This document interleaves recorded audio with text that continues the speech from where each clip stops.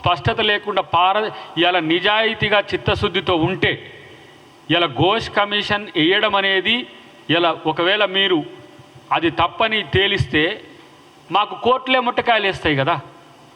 ప్రిమాఫేసి లేకుండా కమిషన్ ఎట్లా అడ్రస్ అవుతుంది? దానికి సంబంధించిన రూల్స్ ఎందుకు ఫ్రేమ్ చేయడం అవుతుంది? రూల్స్ ఫ్రేమ్ చేసినా కూడా ఎట్లా అబైడ్ అవుతారు? మీరు అబైడ్ మేము లేఖలతోనే చేస్తామంటే ఆ పని చట్టం చూసుకుంటుంది. కాబట్టి ఇలా గత ప్రభుత్వంలో జరిగిన అవినీతి అక్రమాల పట్ల రేవంత్ రెడ్డి గారి ప్రభుత్వం చాలా స్పష్టంగా ఉన్నది. బీజేపీ నాయకులారా ఏదో మొన్న ఆయన ఏదో ప్రభాకర్ అన్న స్టేట్మెంట్ వాడుకొని కాంగ్రెస్ ప్రభుత్వమే టీఆర్ఎస్ని కాపాడుతుంది అని అనుకుంటే ఇగో మీ నాయకుడు కూడా వచ్చిండు. Mister Etela is there.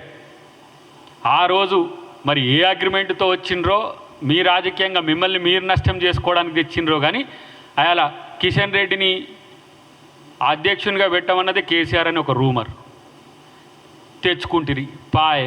మరి ఈటల రాజేందర్ని తెచ్చుకుంటారు. ఇప్పుడు ఆయన ఎవరు పంపిస్తూ వచ్చిండు మరి ఇక్కడికి? అంటే మీ మధ్య ఉన్న రాజకీయ రహస్య ఒప్పందం ఇప్పుడు అర్థం కావట్లే. దొంగలు కలిసి ఊర్లు పంచుకున్నట్టు ఇలా ఈటల రాజేందర్ ఈడికి వచ్చిండు, మీ దగ్గరికి వచ్చిండంటే ఆయన చేసిన తప్పులు అంటే కాంగ్రెస్ పార్టీకి వస్తే పుసుక్కున మళ్ళీ బీజేపీ వాళ్ళు నా మీద ఎంక్వైరీ చేస్తారని బీజేపీకి పోయిందా? కేసీఆర్ ఏమన్నా కక్ష సాధింపు చేస్తే బీజేపీ వాళ్ళు కాపాడుతారని పోయిందా ఈటల రాజేందర్? కాబట్టి తప్పు చేస్తే ఎక్కడ దాక్కున్నా సరే తప్పదు అనేది ఇలా మీరు గమనించాల్సిన అవసరం ఉంది. ఇక